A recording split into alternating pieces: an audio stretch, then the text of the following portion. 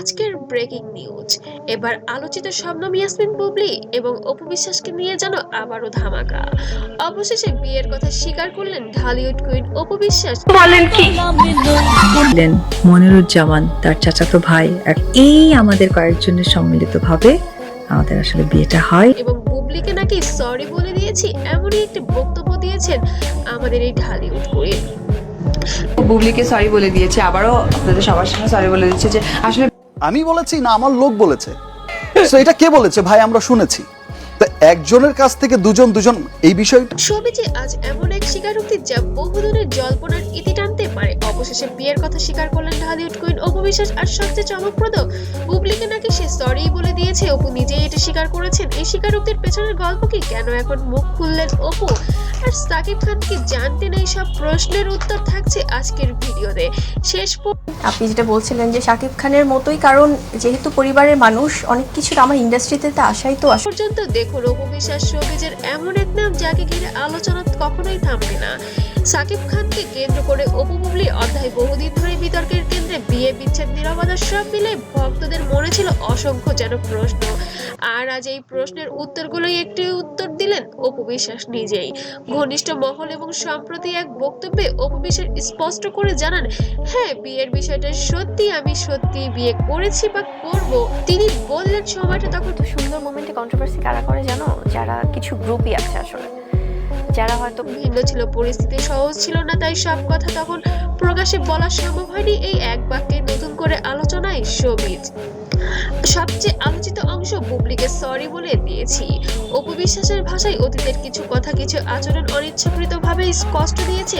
তিনি বলেন সময় পেরিয়েছে, বাস্তবতা বদলেছে, মানুষ হিসেবে ভুল স্বীকার করাটাই বড়। এই বক্তব্যের পর সোশ্যাল মিডিয়া শুরু হয় তুমুল আলোচনা।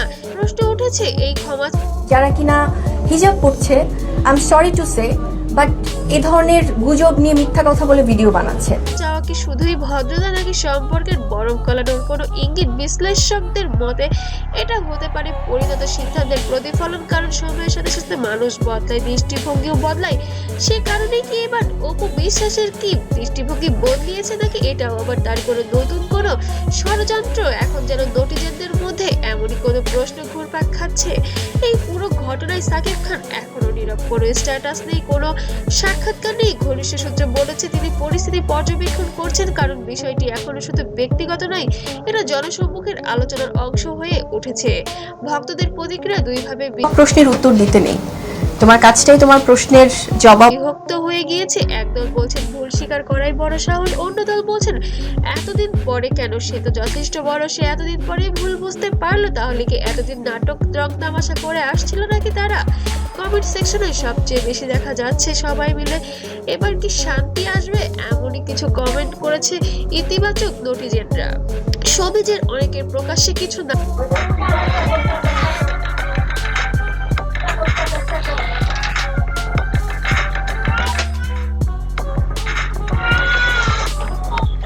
বললেও অন্দরমহলের আলোচনা যেন তুঙ্গে উঠেছে সবার।